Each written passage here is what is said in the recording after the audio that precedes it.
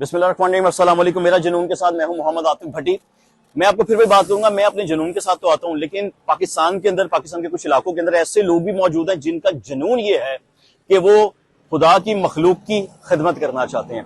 वाबरा town के एक ऐसे इलाके में मैं मौजूद हूं कि जिसका एड्रेस है 220 J1 वाबरा टाउन, और ये है हमायूं हॉस्पिटल। बेसिकली हमायूं साहब जो हैं, उनके एक बेटे हैं जिनका नाम है वसीम हमायूं साहब, जो कि यहाँ पे डॉक्टर हैं।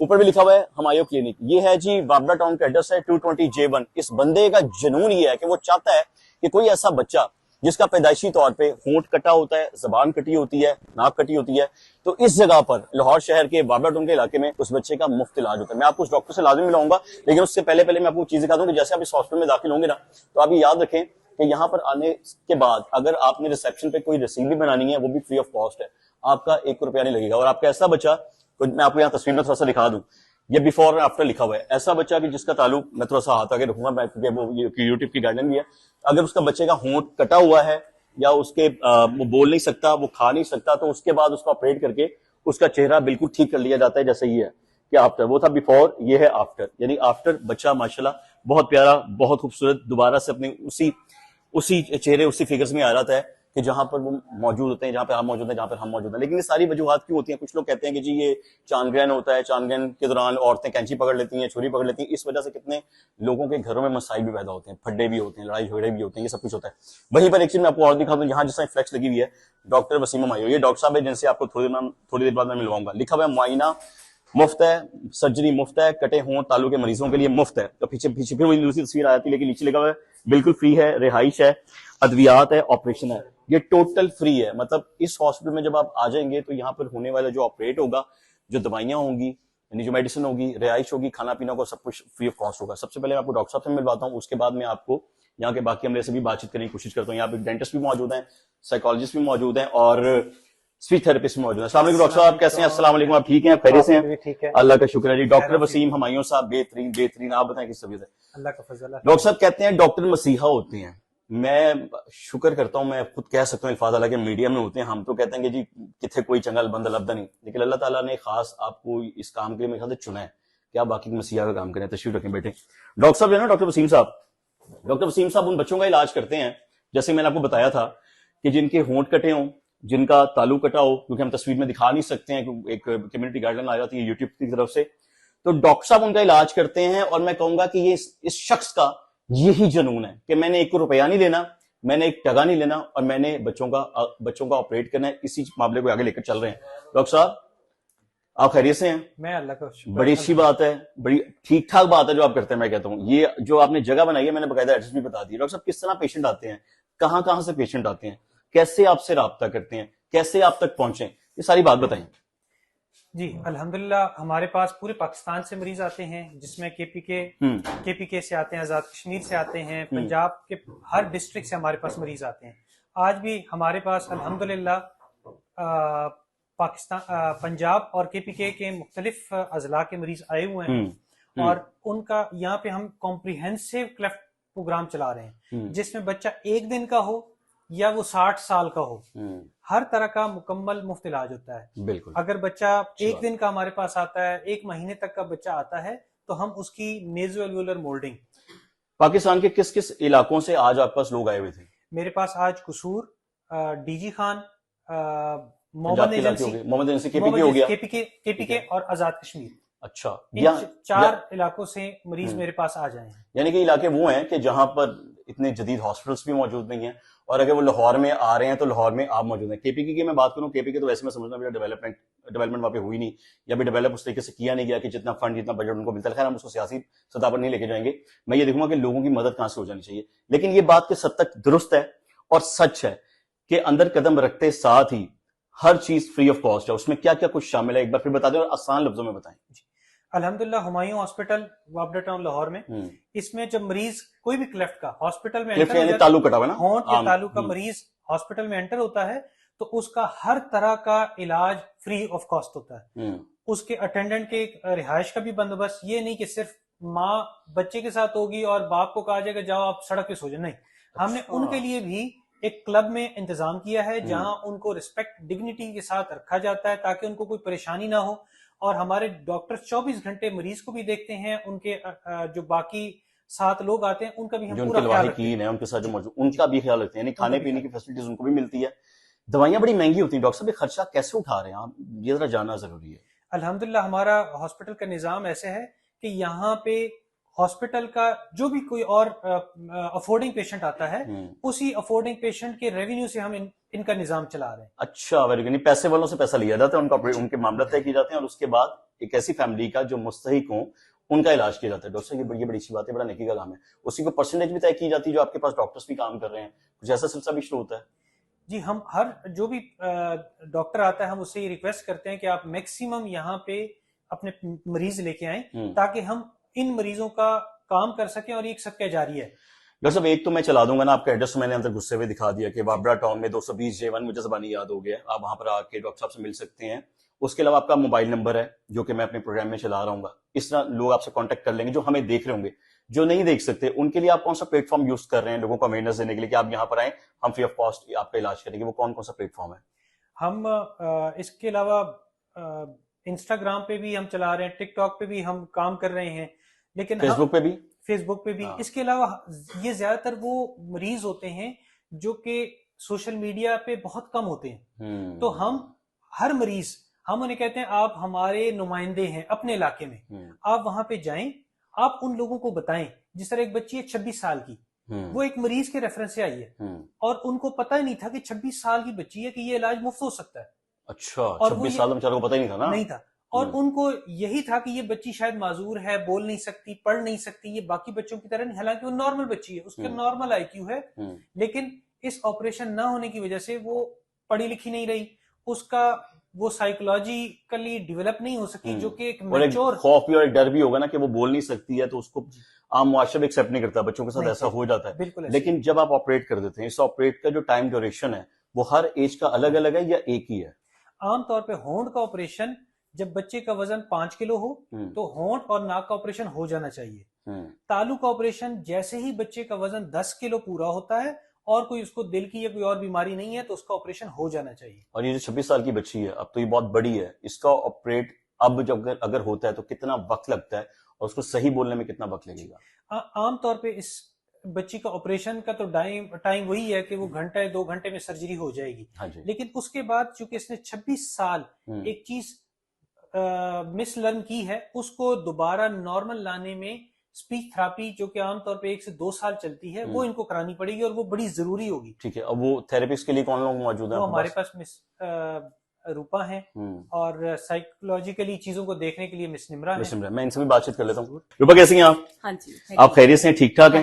بڑا اچھا کام کر رہے ہیں آپ لوگ، جو مجھے سننے میں آیا پتا چلا. تو ڈاکٹر صاحب نے جس طرح بتایا کہ جب آپریٹ ہو جاتا ہے یا سرجری ہو جاتی ہے 1 دن لگتے ہیں، 2 دن لگتے ہیں، اس کے بعد ہر ایج کا بچہ آپ کے پاس موجود ہے نا؟ کیا ٹائم لگتا ہے آپ کو ان کو سمجھانے میں، بتانے میں، ان کو ایک نارمل شخص کا بولنے میں؟ اگر بچہ ارلی ایج میں آ جاتا ہے تو پھر وہ جلدی کور کر دیتا ہے. جلدی کور کا مطلب ہے کہ 1.5-2 سال مسٹ اس کو لگ جاتے ہیں کور کر، کیونکہ پرابلمز 2 ہوتی ہیں بچے کی. ایک تو وہ ہائپر نازیلٹی ہوتی ہے، یعنی کہ وہ جو بھی بولتا ہے کونسوننٹ ساؤنڈ کا مطلب ہوتا ہے کہ جو منہ سے الفاظ نکلتے ہیں. کچھ ساؤنڈز ہماری ایسے ہوتے ہیں جو ناک سے نکل رہی ساؤنڈز ہوتی ہے وہ ایم، این اور انگ کی ساؤنڈز ہوتی ہیں. جو ناک سے نکلتے ہیں تو پھر سمجھ آتی ہے کہ یہ این ہے، یہ ایم ہے یا یہ انگ ہے. ٹھیک ہے. اس کے علاوہ جتنی بھی ساؤنڈ ہوتی ہے با، پا، تا، یہ ساری منہ سے نکلتی ہیں. لیکن جب بچہ کلیفٹ پیلٹ کے ساتھ ہوتا ہے تو اس کی ساری ساؤنڈ نیزلز ہوتی ہیں. آسان لوگوں نے بتایا نا، اگر اس کا تعلق کٹا ہوا ہے تو وہ ناک میں بولے گا، ایسا کہنا چاہیے گا. اس کی ساری مطلب جو بھی کوئی بات کرے گا تو اس کی بات کلیئر نہیں ہوگی، سمجھ نہیں آئے گی. وہ ساری ایسے آواز آئے گی جیسے نیزل ساؤنڈ، جیسے ناک سے وہ بول رہا ہے. ٹھیک ہے. تو اسپیچ تھراپی میں یہ چیزیں کور کرتے ہیں. آپ تھراپی تو ایک ٹائم پہ دے دیتی ہیں؟ 1 گھنٹے کی تھراپی ہوتی ہے یا 2 گھنٹے کی؟ نہیں، اتنی لمبی تھراپی نہیں ہوتی. ہم اگر تھراپی دے بھی تو زیادہ سے زیادہ آدھے گھنٹے کی تھراپی ہوتی ہے، اس سے زیادہ اگر بچہ بیٹھ نہیں سکتا. تھراپی آپ نے جو دینی ہوتی ہے آدھے گھنٹے کی ڈیلی بیس پہ دیتی ہیں؟ جی. بار بار تو پیشنٹ نہیں آ پائیں گے، ڈاکٹر صاحب نے بتایا کوئی کے پی کی سے آیا ہے، کسی اور جگہ سے آیا ہے. پیرنٹس کی کاؤنسلنگ بھی بہت زیادہ ضروری ہوتی ہے، کیونکہ تھراپی تو بعد میں پیرنٹس نے کرواتی نا. پیشنٹ اگر دور سے آیا تو وہ روز تو نہیں آ سکتا نا ہمارے پاس. وہ پھر ہم اس کو 1 مہینے کا ٹائم دیتے ہیں کہ 1 مہینے کے بعد آپ ہمارے پاس آئیں. اور جو ایکسرسائز دیتے ہیں وہ ایکسرسائز بچہ فوراً نہیں کرتا، اس کو 15-20 دن 1 مہینہ لگ جاتا ہے. وہ آپ کے پاس ہی آنا پڑے گا؟ وہ ظاہر ہے میرے پاس آئیں گے, ٹھیک ہے, اس کے بعد پھر جو اور 2-4 سیشن ان کے ہوں گے, اس کے بعد اگر وہ گھر میں, کیونکہ مدر کی بھی کاؤنسلنگ کرنی پڑتی ہے نا, پیرنٹس کی, کروانا انہوں نے ہے گھر پہ, میں نے تو جسٹ ان کو ایک گائیڈ لائن دینی ہے, ایک میتھڈ سمجھانا ہے, سمجھ گئے, لیکن گھر میں 3 سے 4 دفعہ بچے کو کروانا بہت زیادہ ضروری ہے. آن لائن کلاسز بھی دیتی ہوں گی پھر آپ, تھراپی دیتی ہوں گی ساری؟ آن لائن کلاسز بھی ہوتی ہیں, اس کے اندر ڈیلی بیس پہ ہوتا ہے آپ لوگوں کا کہ آپ ویڈیو بنا کر بھیج دیتے ہیں یا لائیو بیٹھ کے؟ نہیں, وہ ویڈیو بنا کے ہمیں بھیجتے ہیں, اس کے مطابق پھر ہم ان کو کال کرتے ہیں, پھر اس کو پھر دوبارہ ریسنٹلی بچے کی جو فریش جو آواز ہوتی ہے, آواز کو ہم سنتے ہیں اور اس کے مطابق ہم نیکسٹ. 26 سال کی جو بچی ہے اس کو ٹھیک بولنے میں کتنا وقت لگے گا آپ کے خیال میں؟ سر اس کو ٹائم لگے گا. کتنا؟ اس کو تقریباً, اب دیکھیں 26 سال کا ہے, ایک بچہ اگر 2 یا 2.5 سال کی ایج میں ہمارے پاس آ جاتا ہے تو مسلس اس کے اسٹرانگ اتنے نہیں ہوتے ہیں, مسلس کے ٹائٹ نہیں ہوتے, تو ان کے مسلس کو کور کرنا زیادہ ایزی ہو جاتا ہے, ان کو سافٹ کرنا, اس کو بلوانا میں ایزی ہو جاتا ہے. لیکن ایک بچی جو اتنی بڑی ایج کے لیے ہو جاتا ہے کور, ٹائم لگتا ہے, لیکن وقت لگتا ہو جاتا ہے.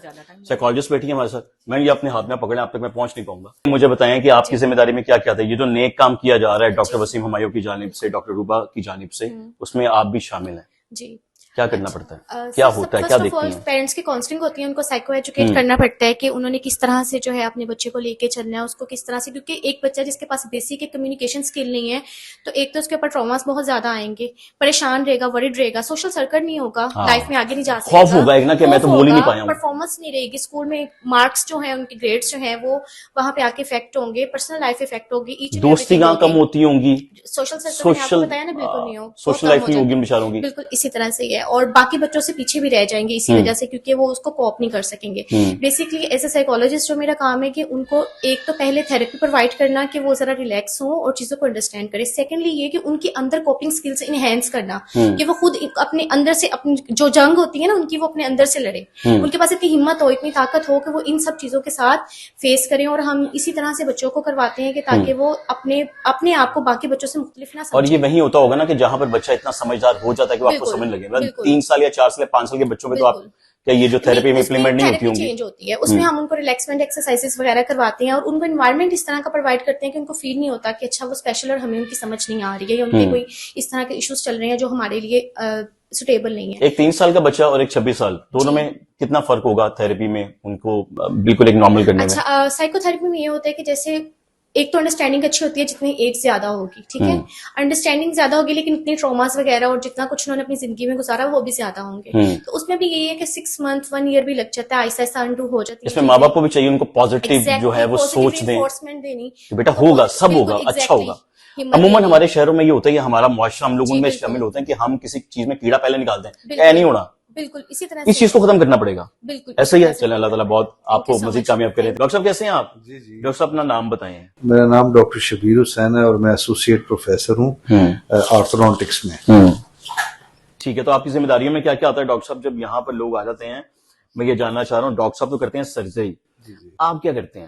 بیسیکلی آرتھوڈونٹسٹ جو ہے نا وہ بچے کے, اس طرح کے بچے کے پیدا ہونے سے لے کے اس کے جوان ہونے تک اس کا مختلف سٹیجز میں ٹریٹمنٹ کرتے ہیں, اور وہ 5-6 سٹیجز ہیں, اس میں ایک سٹیج جو ہے نا وہ یہ والی ہے, اس لیے ہم یہ والا ٹریٹمنٹ یہاں پہ پرووائڈ.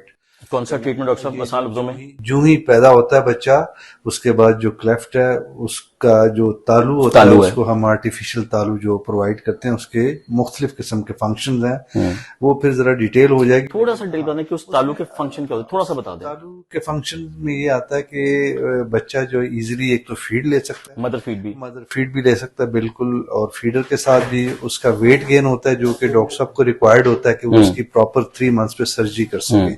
اس کے علاوہ اس کی منہ کے اندر کی تمام ڈیولپمنٹ اس پلیٹ سے ریلیٹڈ ہے. اس کے علاوہ ہم لپس کو آپس میں جوڑنے کی کوشش کرتے ہیں, قریب لانے کی کوشش کرتے ہیں تاکہ ڈاکٹر صاحب بعد میں اس کو ایزیلی جو ہے وہ سٹچ کر. ڈاکٹر صاحب اگر آپ آرٹیفیشل تالو نہیں لگاتے ہیں تو اس سے کیا نقصان ہو رہا ہے, بچہ کس تکلیف میں ہوتا ہے؟ جی, اس میں یہ ہے کہ بچہ جو ہے وہ پراپرلی فیڈ نہیں لے سکے گا. جب پراپرلی فیڈ نہیں لے گا تو پھر وہ بچہ اتنا ویٹ گین نہیں ہوگا. اس کے علاوہ اس کا لپ جو ہے وہ ایک دوسرے کے قریب نہیں ہم لا سکتے بغیر پلیٹ کے اور ٹیپ کیے ہوئے, تو پھر ڈاکٹر صاحب کو جب آپریٹ کرنا پڑے گا تو وہ کافی اسٹریچ آئے گا اس کے اوپر, بعد میں کمپلیکیشنز ہونے کا مسئلہ ہے. اس طرح کے بچے تمام زندگی جو ہے وہ مختلف سرجریز میں سے گزرتے ہیں. اگر ہم اس سٹیج پہ یہ والا علاج کرائیں ان کا تو اس سے یہ ہوتا ہے کہ جو کمپلیکس سرجریز ہیں وہ اس سے بھی بچ جاتا ہے اور سرجریز کی نمبر آف سرجریز بھی کم ہو جاتی ہے. اچھا یہ جو آرٹیفیشل آپ تالو لگائیں گے یہ بچوں کو بھی لگایا جاتا ہے اور بڑوں کو بھی لگانا پڑتا ہے؟ نہیں، بچوں کو صرف لگایا جاتا ہے جب یہ 3 مہینے کا ہو جاتا ہے. جب آپریٹ ہو جاتا ہے لپ کا اس کے بعد پھر اس کی کوشش کی جاتی ہے کہ یہ نہ لگائے، کیونکہ اس کے بعد بچہ بہتر خوراک لینا شروع اور یہ سارا کچھ ہمارے ہاسپٹل میں فری آف کاسٹ ہوتا ہے؟ جی اس وقت تک یہ چیزیں جو ہیں نا یہ مینیجیبل ہیں اور یہ فری آف کاسٹ، فی الحال فری آف کاسٹ. اللہ کرے آگے فری آف کاسٹ ہے بچوں کے لیے. آگے پھر وہ ڈیپینڈ کرتا ہے جی ڈاکٹر صاحب کے اوپر. ڈیفینیٹلی ان کے لیے ریسورسز جو ہیں وہ بھی چاہیے ہوتے ہیں. کافی کمپلیکس ٹریٹمنٹ ہے.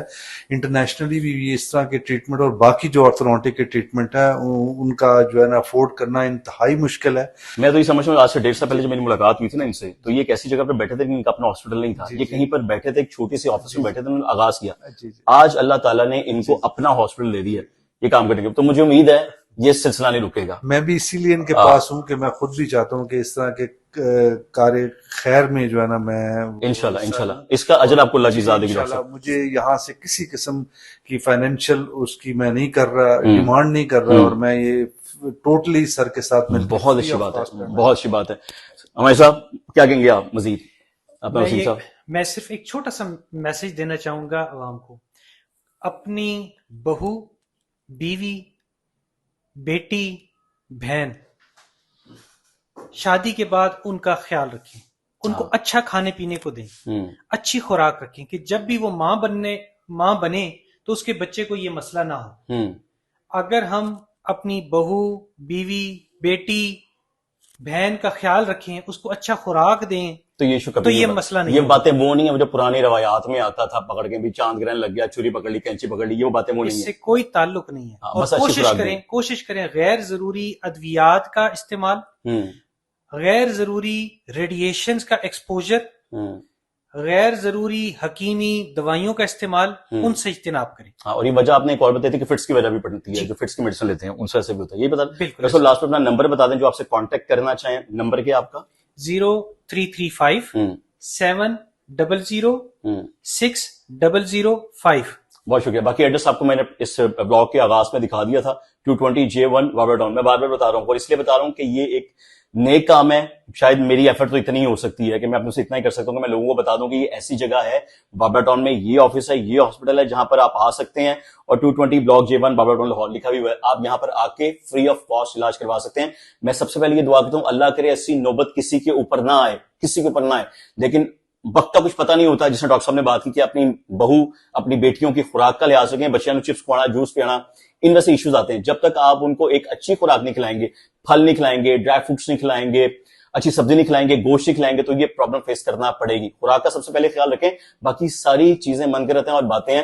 اللہ تعالیٰ سب کو اپنے حفظ و امان میں رکھے. باقی دنیا میں ہر چیز کسی مقصد سے ہے. ہماری صرف ایک سوچ ہے کہ جو ہوتا ہے میرے رب کے حکم سے ہوتا ہے، اور اس سے زیادہ کچھ نہیں. نہ ہندوؤں کی نہ سکھوں کی آپ روایات میں جائیں. صرف اللہ پہ یقین رکھیں، اللہ پہ بھروسہ رکھیں، دعا کریں. انشاءاللہ آنے والے وقت میں ہر چیز اچھی ہوگی. اور دنیا میں جو کچھ بھی ہوتا ہے، جو عمل بھی ہوتا ہے، ہمارا نفع ہوتا ہے، ہمارا نقصان ہوتا ہے، یہ سب میرے رب کی مرضی ہے. اور وہ 70 ماہ سے زیادہ پیار کرنے والا ہے، وہ کبھی ہمارا نقصان نہیں کرتا. تو اگلی ویڈیو تک کا انتظار کیجیے گا. تب تک دعا میں یاد رکھیں. اللہ حافظ.